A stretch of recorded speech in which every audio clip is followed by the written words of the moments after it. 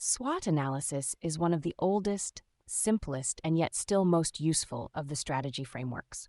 Its popularity means it is done often, and often done badly.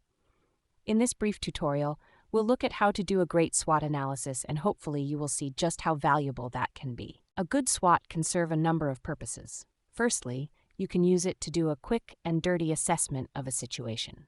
Secondly, you can use it to help you to plan a more detailed strategic investigation.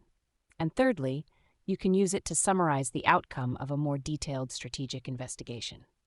The first secret to doing a great SWOT is to understand the underlying structure. A SWOT is usually laid out as a 2x2 matrix, with the strengths in the top left hand, weaknesses in the top right hand, opportunities in the bottom left hand, and threats in the bottom right hand quadrants. And that's not an accident. Let's explore the logic of this layout. You might have noticed that the two categories on the left, strengths and opportunities, are both positive. That is, they are factors which, all other things being equal, are more likely to have a positive impact on the organization. Conversely, the two on the right, weaknesses and threats, are both negative and more likely to have an unfavorable impact on the organization. What you might not have noticed is that the two categories on the top, strengths and weaknesses, refer to things within the organization's control. An organization can invest in and grow its strengths. Similarly, it could invest in and fix its weaknesses if it was minded to. But the two at the bottom are outside of the organization's control. Opportunities and threats both arise from the environment in which the organization operates. It can detect and respond to them, but not control them. This structure means that any strategic insight of any significance, when correctly analyzed, belongs in exactly and only one of the four categories. The second secret to a great SWOT is deciding what order to approach things. Sometimes it is appropriate to take an inside-out approach, starting with the strengths and weaknesses before proceeding to the opportunities and threats. But more often than not, strategy benefits from an outside-in approach. And that means starting with the opportunities and threats before considering the organization's strengths and weaknesses relative to those opportunities and threats.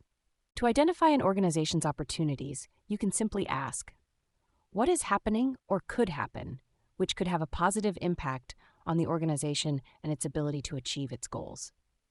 In contrast, to identify an organization's threats, you can simply ask, what is happening or could happen which could have a negative impact on the organization and its ability to achieve its goals?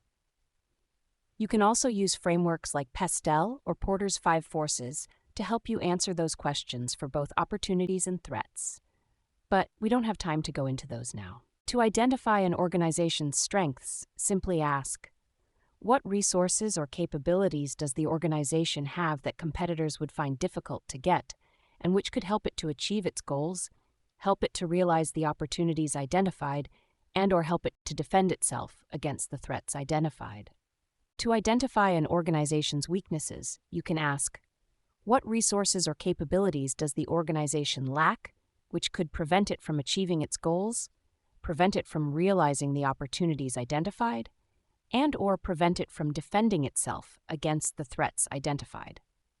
Once again, you can use frameworks like the Business Model Canvas, the McKinsey 7S, and competitor analysis to help you to identify such factors. The third secret to a great SWOT is how you describe each of the strengths, weaknesses, opportunities, or threats.